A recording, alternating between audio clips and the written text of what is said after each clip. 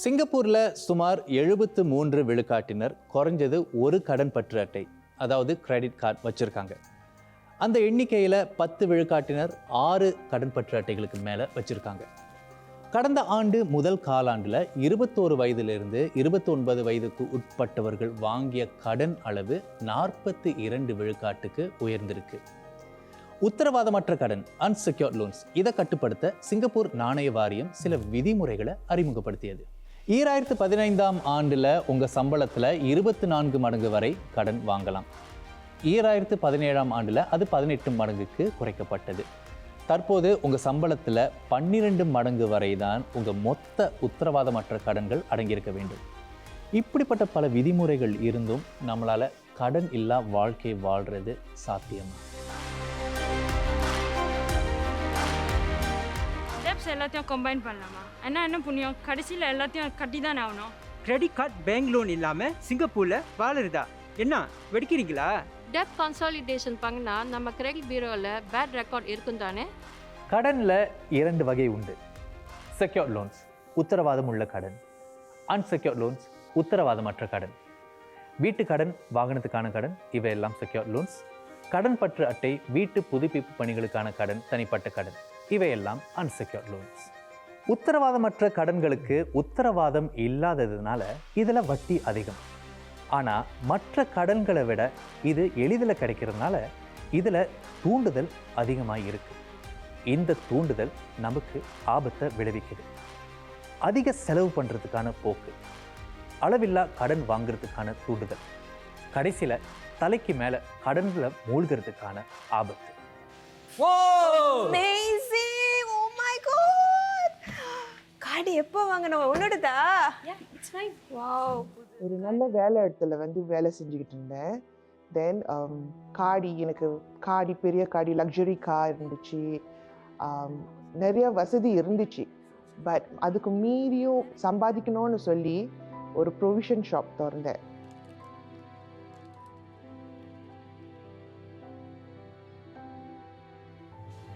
சிவா, அந்த ஸ்டாக்கை செக் பண்ணிரு. ப்ரொவிஷன் ஷாப் எடுக்கிறதுக்கு நம்ம பொருட்கள்லாம் வாங்கணும். அதுக்கும் லோன்ஸ் எடுத்தேன், credit கார்ட்ஸ்லாம் பழிச்சேன். Hi, I'm actually calling in to check how to actually apply for a credit card. Credit card is not our money. You can use it. Just make sure you pay it off at the end of the month. Totally, not just the minimum payment. But if I charge 300, I pay off the 300 totally. If I charge 500, I pay off the 500 totally. If I don't have the money to buy the item, meaning that if the item costs me $2,000 and at the end of the month I don't have $2,000 to pay off, perhaps don't buy. Okay, save up first. Okay, of course some people may say, oh, you can use installment payment. Fine, installment payment is free only when there's no outstanding. If I already have an outstanding on my credit card, the installment payment will not be free. Yeah, so these are things we need to take note of. Use it wisely, you benefit from it. எல்லாரும் சரியா இருக்கும் பார்த்துங்க.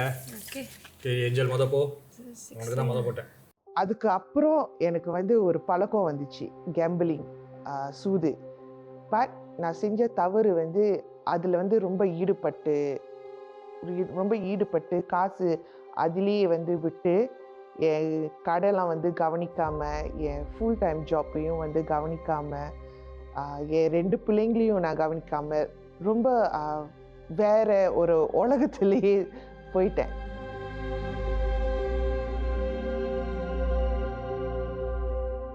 எனக்கு ஒரு 7-8 credit cards இருந்துச்சு. அதில் credits எல்லாத்தையும் use பண்ணியிருக்கேன். அப்போ அதுலேயும் கேஷ் லைன் ஒன்று இருக்குது, அதுலேயும் யூஸ் பண்ணியிருக்கேன். என்ன நடந்துச்சுன்னா, என்னோட டோட்டல் ஓயிங் அமௌண்ட், ஃப்ரெண்ட்ஸ் சரி, கிரெடிட் கார்ட்ஸ், லோன்ஸ் சரி, எல்லாமே ஒரு 300,000-400,000க்கு ஏறிடுச்சு. There are few red flags. For example, I will not be able to pay for my living expenses at month end without using credit card. So that means my money is gone before I get my next paycheck. I have no more money. I must use credit card to cover my expenses. So this is a red flag. Another thing will be if I look at my credit card or my personal loan outstanding, it's going up. every month. It's not coming down. So that means I am probably not managing it correctly. Okay, and of course, very obvious will be when my bank calls me and say that, hey, I did not make payment, that is really, really very obvious that I am not managing it right. So அதில் தான் வந்து நான் செஞ்ச பெரிய தப்பு. So slowly மெதுவாக வந்து ஒரு பேங்காக வந்து நான் காசு கட்டணும்னு ஒரு சூழ்நிலை வரப்ப என்னால் கட்ட முடியல. எனக்கு வந்து பேங்க்ரப்சி சூ பண்ணதே வந்து அந்த கார்டியோட லோன் தான். என் கார்டுக்கு வந்து எவ்ரி மந்த் நான் வந்து 1400 கட்டணும். ஸோ அது வந்து ஒரு 8 months நான் டிஃபால்ட் பண்ணிட்டேன். ஸோ அந்த பேங்க் வந்து எனக்கு ரிமைண்டர்ஸ் மேலே ரிமைண்டர்ஸ் அனுப்பி ஒரு நாள் வந்து பேங்க்ரப்சி சூராக அனுப்புனாங்க. Bankrupt? How? இப்போ நான் என்ன செய்ய போகிறேன்? பொதுவாக வந்து ஒருத்தவங்களுக்கு வந்து ஒரு இக்கட்டான ஒரு சூழ்நிலையில் இருக்காங்க, அவங்களால அந்த கடனை அடைக்க முடியல. அந்த சூழ்நிலையில தான் அவங்க வந்து பேங்க்ரப்சிக்கு அப்ளை பண்ணுவாங்க. அப்படி டெப்டாஸ் பேங்க்ரப்சி அப்ளிகேஷன் செய்வாங்க. கிரெடிட்டர்ஸ் பேங்க்ரப்சி அப்ளிகேஷன் எப்படின்னா வந்து அந்த கிரெடிட்டர்ஸே தீர்மானிப்பாங்க. மல்டிபிள் நிறைய லெட்டர்ஸ் அனுப்பிட்டோம், ஃபோன் கால் பண்ணிட்டோம், ஒன்றும் முடியல, ஒன்றும் வரலன்னா வந்து அவங்க அந்த பேங்க்ரப்சிக்கு அப்ளை பண்ணுவாங்க. அந்த மாதிரி ஒரு கிரெடிட்டர்ஸ் பேங்க்ரப்சின்னு உங்கள் கையில் இல்லை, அந்த கிரெடிட்டர்ஸ் கையில் தான் இருக்குது. தொடர்ந்து கடன் கட்ட முடியாத சூழ்நிலை ஏற்பட்டால் வெளிப்படையாக அது ஒரு பிரச்சனைன்னு நீங்கள் ஒத்துக்கணும். இதை எவ்வளோ சீக்கிரம் உணர்றீங்களோ உங்களுக்கு தான் நல்லது. ஏன்னா கடனுக்கான தீர்வுகள் பல இருக்குது. உதாரணத்துக்கு உங்கள் கடன்களை நிர்வகிக்க கிரெடிட் கவுன்சிலிங், அதாவது கடன் ஆலோசனை நிறுவனங்களை நீங்கள் நாடலாம். அதில் பெயர் பெற்ற நிறுவனம் கிரெடிட் கவுன்சிலிங் சிங்கப்பூர். இந்த நிறுவனம் இதுவரைக்கும் 28,000 பேருக்கு கடன் சம்பந்தப்பட்ட ஆலோசனைகளை வழங்கியிருக்கு.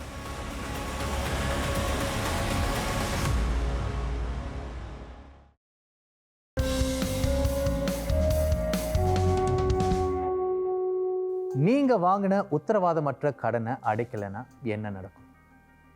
முதல்ல வங்கியிலிருந்து தொலைபேசி அழைப்புகள் வரும், கடிதங்கள் வரும். இரண்டாவது கட்டமாக கோரிக்கை கடிதம் உங்கள் வீடு தேடி வரும். அதில் நீங்கள் கடன் கட்டலைன்னா சட்ட ரீதியாக நடவடிக்கை எடுக்க போவதாக வங்கிகள் குறிப்பிட்டிருக்கும். மூன்றாவது கட்டமாக வழக்கறிஞர்கள் 7 நாட்களுக்குள்ளே நீங்கள் கடனை அடைக்கும்படி சட்டப்பூர்வ கடிதம் அனுப்புவாங்க. கடைசி கட்டம் நீதிமன்ற அழைப்பாணை. இது உங்களை நீதிமன்றத்துக்கு வரும்படி செய்யும். இது மூலமாக நொடித்து போவதற்கான வாய்ப்புகள் இருக்குது. Yeah, thank you so much for enrolling me into the DRS scheme. Bankruptcy வந்து ஆக்சுவலி எனக்கு வந்து ஒரு ஆப்ஷன்ஸ் கொடுத்தாங்க. ஆப்ஷன்னா இந்த DRS டெப்ட் ரீபேமெண்ட் ஸ்கீமில் வந்து சைன் அப் பண்ணேன்னா பேங்க்ரப்சி ஆக தேவையில்லைன்னு சொல்லி, பட் மாதம் வந்து diligently வந்து காசு கட்டிக்கிட்டு இருக்கணும். I will make the payment of 1,008 every month. I will not default it. How credit cards work, okay, is that when the bill comes, it allows us to pay a minimum amount. And the minimum amount in the beginning looks manageable. For example, I spent $1,000 this month. Okay, at month end, when the bill comes, it's 3% of $50, whichever is higher. I may not have the $1,000 to pay, okay? But $50, manageable, no problem, I can pay. So I will choose to pay $50 since the bank allow me to pay the balance later on. But if I continue to charge to my card and pay only the minimum payment, my outstanding will grow, right? Okay, it will come to a time that even minimum payment I cannot afford to pay, especially when I have multiple cards. நம்ம இந்த வீடை விற்கணும், நிறைய பேருக்கு அம்மா காசு கொடுக்க வேண்டியதாக இருக்குது. அப்போ இருந்த சூழ்நிலை வந்து என்னால் முடியல. ரொம்ப ஸ்ட்ரெஸ், டிப்ரெஷனில் இருந்தேன். ஸோ நம்மளால் இனிமேல் சிங்கப்பூரில் இருக்க முடியாது, நம்ம ஜேபி போகணும். என் வீடு விற்ற காசு வந்து அதில் வந்து 200,000 எனக்கு ப்ராஃபிட் கிடச்சிச்சு. ஸோ அந்த 200,000 எடுத்துகிட்டு என் டெப்ஸ் வந்து பாதி கட்டுனேன். ஸோ ஒரு 240,000 மிச்சம் இருந்துச்சு. ஸோ எனக்கு வந்து கான்சென்ட்ரேட் பண்ண முடியல. அந்த நேரத்தில் அந்த கட்டத்தில் எனக்கு நிம்மதி தான் வேணும்னு சொல்லி ஓகே பரவாயில்ல, நான் வந்து பேங்க்ரப்சிக்கு வந்து ஒத்துக்கிட்டேன். 240,000க்கு ஒத்துக்கிட்டேன்.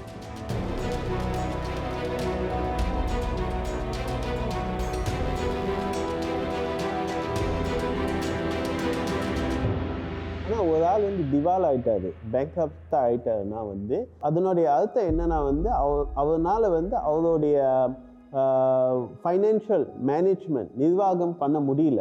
அதனால தான் வந்து அந்த ஒஃபிஷியல் அசைனி வந்திருக்காங்க. அதோட விபரீதம் எப்படின்னா வந்து அவங்க வந்து வெளியூர் போகணும்னா அந்த ஒஃபிஷியல் அசைனிகிட்ட அனுமதி வாங்கணும். Yeah, sir.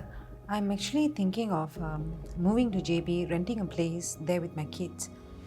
I cannot afford to stay in Singapore any longer. So certainly you can do that. You just have to ensure every month you have to return back to Singapore to do some formalities, and that's part of the process. நான் எப்படி ஸ்கூலுக்கு போடுமா? 4:30 மணிக்கு ஏஞ்சிங்கன்னா கரெக்டாக டைமில் ஸ்கூலுக்கு போயிடுவீங்க. But all my friends in Singapore, ma. பரவாயில்லையா, இங்கேயும் நீங்கள் ஃப்ரெண்ட்ஸ் மீட் பண்ணுவீங்க. ஸோ ஜேபியில் இருக்கிறப்ப காடி இல்லாதனால காடி வாடகைக்கு எடுத்துகிட்டு என் குழந்தைங்களும் வந்து நம்ம காலையிலேயே ஏஞ்சிட்டு ஸ்கூலுக்கு வந்து சிங்கப்பூருக்கு அனுப்பணும்.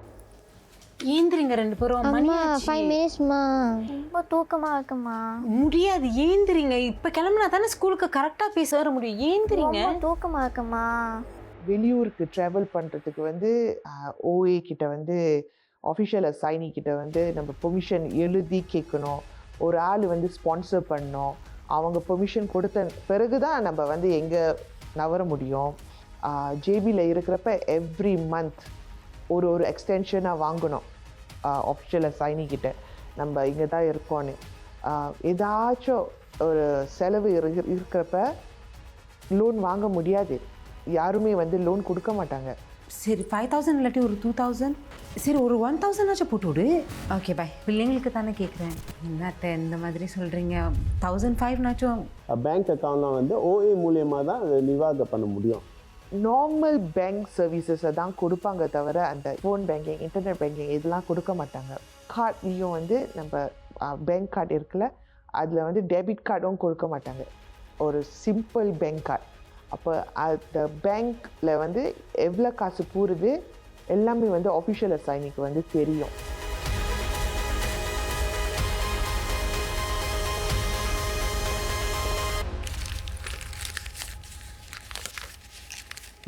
So for the past 6 years, we have observed that you've done a good financial track. We have decided to discharge you. என்னோட ஃபேமிலி சிச்சுவேஷனை வந்து அசஸ் பண்ணி ஆஃபிஷியல் அசைனி வந்து குடும்பத்தில் என்னென்ன கஷ்டம் இருக்குது அதெல்லாம் பார்த்து மாதம் ஒரு 150 வெளி கட்ட சொன்னாங்க அந்த 240,000 லோனுக்கு. ஸோ அது வந்து நான் டிலிஜென்ட்டாக வந்து கட்டிக்கிட்டு இருக்கிறனால ஸோ இப்போ ஆஃப்டர் 6 years எனக்கு வந்து பேங்க்ரப்சிலேருந்து டிஸ்சார்ஜ் ஆகிட்டு. உங்களை வந்து பேங்க்ரப்சிலேருந்து விடுவிக்கிறதுக்கு உங்களுடைய கடனை நீங்கள் அடைச்சிருக்கணும். அல்லது வந்து அந்த அஃபிஷியல் அசைனி வந்து ஒரு சர்டிஃபிகேட் கொடுப்பாங்க. இவ்வளோ வருஷம் ஒரு ஆள் வந்து இவ்வளோ கட்டிட்டு வராங்க, இவங்களை வந்து பேங்க்ரப்சிலேருந்து ரிலீஸ் பண்ணிடலான்ட்டு. அனால்மெண்ட் ஆஃப் பேங்க்ரப்சின்னு இன்னொன்று இருக்குது. அது எப்படின்னா வந்து உங்களுடைய ஃபுல் கடன் நீங்கள் அடைச்சிட்டிங்க. அகெயின் வந்து அந்த அஃபிஷியல் அசைனி ஒரு சர்டிஃபிகேட் கொடுப்பாங்க. நீங்கள் ஒரு அப்ளிகேஷன் பண்ணணும். கோர்ட்டில் போய் ஒரு அப்ளிகேஷன் பண்ணி உங்களுடைய பேங்க்ரப்சியை நீங்கள் அனால் பண்ணிடலாம்.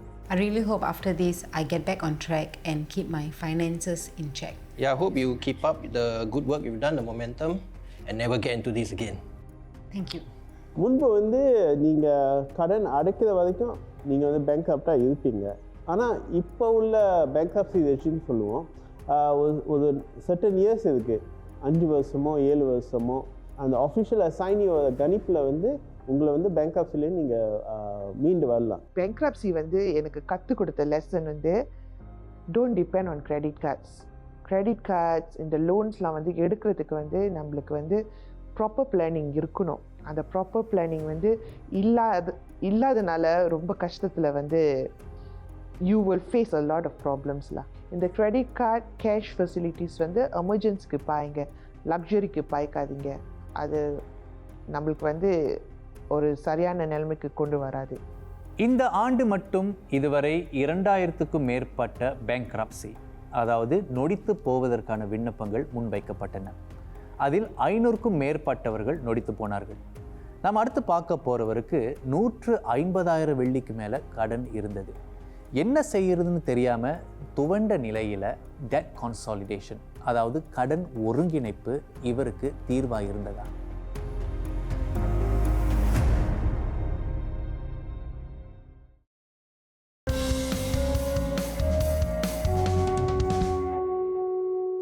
இன்றைய நவீன உலகத்தில் அன்றாட செலவுகளுக்கு பெரும்பாலும் ரொக்கமில்லா கட்டுமுறைகளை பயன்படுத்துகிறோம். இதனாலேயே எவ்வளவு செலவு பண்ணுறோங்கிற விழிப்புணர்வு இல்லாமல் போயிடுது. தகுதிக்கு மேலே செலவு பண்ணுறதுக்கான சாத்தியம் உள்ளது. நாம் அடுத்து பார்க்க போகிற நபர் கடன் பற்று அட்டைகளை பயன்படுத்தி கடனில் மூழ்கினார். அவருடைய அனுபவம் இதோ உங்களுக்காக. அப்போ வந்து 90s நான் வேலை செய்ய ஆரம்பித்தேன். அப்போ நல்ல சம்பளம் கொடுத்தாங்க எனக்கு. ஆனால் சம்பளத்தை நான் ரொம்ப அனாவசியமாக செலவு பண்ணி நிறையா ஜாமான் வாங்க ஆரம்பித்தேன். அதனால் எனக்கு வங்கியில் நிறையா கடனும் வந்துச்சு. அப்போ தெரிஞ்ச ஒரு நண்பர் சொன்னார், அவரோட கம்பெனியில் என்னை ஒரு ஷேர் ஹோல்டராக வச்சார் என்ன. ஸோ இதுதான் சீன். எக்ஸைட்டிங் இருக்குல்ல? பார்க்குறதுக்கு நல்லதாக இருக்குது, ஆனால் இதெல்லாம் சாத்தியமா? ஸோ அவரோட பிஸ்னஸ்க்கு நானே ஃபண்ட் பண்ண ஆரம்பித்தேன். கம்பெனி ஒரு வருஷத்தில் $1 மில்லியன் கிட்ட போகுது. என்ன சொல்கிறீங்க? ஸோ ஒரு 2 வருஷமாக எனக்கு சேர வேண்டிய என்னோடய ஷேர்ஸோ இல்லை என்னோடய ப்ராஃபிட்டும் எனக்கு கொடுக்காம போயிட்டாங்க. ஏன்னா கம்பெனியோட ரெண்டல்ஸ்லேருந்து எம்ப்ளாயோட சேலரி உட்பட எல்லாம் நான் என்னோட காசுலேருந்து நான் கொடுத்துக்கிட்டு இருந்தேன். எவ்வளோ கடனில் இருக்கேன் தெரியுமாண்ணா? இது வரைக்கும் கிளையன்ஸும் வரல, சம்பளமும் வரல, ஒன்றுமே இல்லை. இங்கே பாருங்கள், நீங்கள் தான் கம்பெனியோட மேனேஜிங் டைரக்டர். ஸோ இதை பற்றி நான் என்னோட நண்பர்கிட்ட நான் பேசினப்போ அவர் எதுவும் சொல்லாமல் ரொம்ப கஷ்டமாக இருந்துச்சு எனக்கு அந்த காலகட்டத்தில். இது பாருங்க, இது நல்லா இல்லை. 1 லட்சத்து மேலே கடனில் இருக்கேன் நான். இப்போ எனக்கு 10 கம்பெனியில் கேஷ் ப்ராப்ளம் இருக்குது. நான் இங்கே ஓடியா போகிறேன், இங்கே தானே இருக்கேன். இதுக்கு ஒரு பதில் சொல்லிட்டு நீங்கள் என்ன வேணா பண்ணிக்கோங்க. இதை சமாளிக்கிறதுக்கு 7 பேங்க்ஸ்லேருந்து நான் என்னோட 7 கிரெடிட் கார்டை மேக்ஸிமம் லிமிட்க்கு தாண்ட வேண்டியதாக போச்சு. ஏன்னா இந்த மொத்தம் சேர்ந்து ஒரு 150,000க்கு கடன் எனக்கு கிட்டத்தட்ட பேங்க்ரப்சிக்கு போகிற அளவுக்கும் எனக்கு.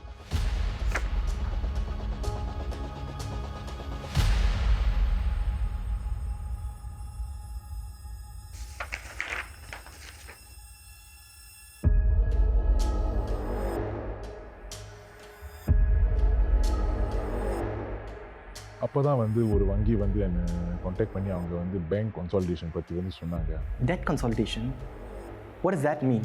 Debt consolidation means that debt consolidation plan is basically a program that helps you bring together your borrowings or your debt from different financial institutions into one plan.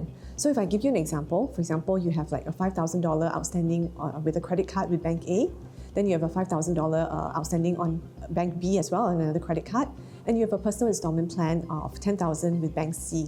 So what a debt consolidation plan does is it brings together the total debts that you have across these 3 into one single plan. So you have only one loan now that you have to manage, and you pay off one installment every month. So that's the idea behind it. It kind of brings together your borrowings from different financial institutions into one single program. 5,000லேருந்து ஒரு மாதத்துக்கு நீங்கள் 2,500 மட்டும் கொடுத்தா போதும். எனக்கு அந்த நேரத்தில் அவங்க அதை சொல்லும்போது என் மனசில் இருந்த பாதி பாரமே குறைஞ்ச மாதிரி ஆயிட்டு. ஏன்னா பாதி காசை குறைச்சாலும் அந்த மிச்சம் மீதி இருக்கிற அந்த 2,500 எனக்கு ரொம்ப உதவியாக இருந்துச்சு. The eligibility for a debt consolidation plan, basically you should be between 21 to 65 years old. Your annual income should be between 30,000 to 120,000 per year, and you should have total borrowings. Your total debt is at 12 times of your monthly income. we have reviewed through your documents, and this is the debt consolidation agreement. Please read through it. ஆனால் இந்த டெப்ட் கான்சாலிடேஷன்ங்கிற விஷயத்தில் நான் ஒத்துழைச்சா அதில் ஒரு பெரிய consequence இருக்குது. அது என்னன்னா, என்னால் இனிமேல் எந்த பேங்க்ஸ்லேருந்து லோனும் எடுக்க முடியாது, எந்த கிரெடிட் கார்டுக்கும் அப்ளை பண்ண முடியாது. ஆனால் அது கேட்கும்போது எனக்கு அது ஒரு பெரிய விஷயமாகவே தோணலை. ஏன்னா இந்த ஒரு ஆப்ஷன் எனக்கு வராமல் இருந்திருந்தால் நான் பேங்க்ரப்சிக்கு நான் போயிருப்பேன். ஸோ இதே தாண்டி வரும்போது எனக்கு இது ஒரு பெரிய விஷயமோ இல்லை, ஒரு இழப்போ அந்த மாதிரி எதுவுமே தெரியல எனக்கு. And typically when you take on a debt consolidation plan, let's say you're consolidating like a few different credit cards, personal installment loans, typically you'll have some savings on interest, because typically the interest rate on debt consolidation plan will be lower than you would get, let's say, on a credit card. இப்போ இந்த டெப்ட் கான்சாலிடேஷன் plan எடுத்து 1 வருஷம் ஆயிட்டு. எப்படியோ மாதம் 2,500 கட்டியே இப்போ நான் 1 வருஷம் தாண்டிட்டேன். இப்போ எனக்கு மிச்சம் மீதி இருக்கிறதே இப்போ 4 வருஷம் தான். For credit cards, typically the average revolving, interest rate on credit card, is 25% up to 30%. Whereas on a debt consolidation plan, typically the interest rate will be between 3 to 7%. So there's that big interest savings you make just on the interest rates alone.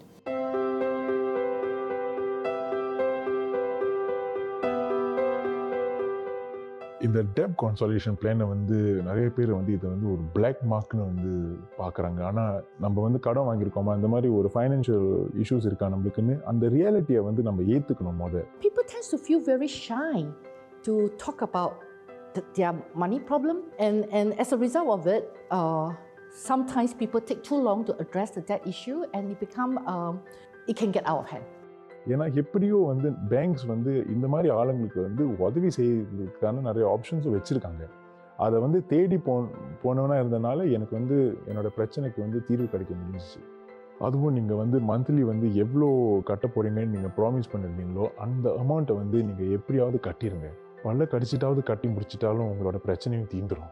வாழ்க்கையில் ஒரு அழகான விஷயம், நம்ம பழக்க வழக்கங்களை மாற்றிக்கிறதுக்கு பல வாய்ப்புகள் இருக்கிறது. குறிப்பாக செலவு செய்கிறதுல மாற்றங்களுக்கு பல சந்தர்ப்பங்கள் உண்டு.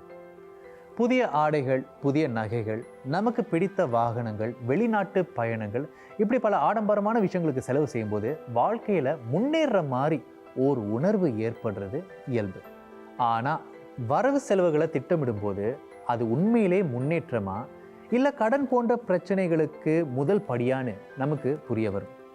அந்த நேரத்தில் நாம் நிதானமாக யோசிச்சு முடிஞ்சா ஓரடி பின்னால் எடுத்து வைக்கணும். எப்படியாவது வாழலாம்னு நினைக்கிற பல பேர் மத்தியில் ஒரு கட்டுப்பாடோட வாழணும்னு நினைச்சிங்கன்னா அந்த ஒரு அடி பின்னால் எடுத்து வைக்கிறதுல தப்பே இல்லை. இது உங்களுக்கு தெரியுமா?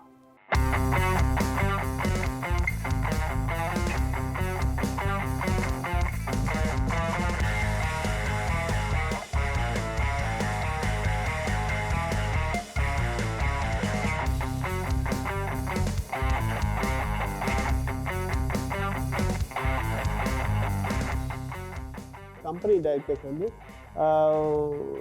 ஒரு வங்கியிலேருந்து வந்து கடன் எடுத்துருப்பாங்க அந்த கம்பெனிக்காக வேண்டி. அவங்க வந்து கேரண்டாக இருந்திருப்பாங்க. ஸோ அந்த அந்த அந்த ஃபைனான்ஷியல் இன்ஸ்டிடியூஷனோ அல்லது அந்த பேங்க் வந்து அந்த கம்பெனியை மட்டும் வைண்ட் அப் பண்ணுறது. யூஸ்வலாக பொதுவாக வந்து அந்த கம்பெனி டைரக்டர்ஸும் நீங்கள் வந்து கேரண்டாக இருந்திருக்கீங்க, கம்பெனினால் அந்த கடன் அடைக்க முடியல, நீங்கள் வந்து இந்த இந்த கடனை வந்து நீங்கள் நிவர்த்தி பண்ணுங்கன்னு சொல்லுவாங்க. அவங்களால முடியாது. ஸோ அந்த சூழ்நிலையில் அந்த கம்பெனி டைரக்டர் மேலே வந்து அந்த பேங்க்ரப்சியும் அவங்க தொடக்கும்.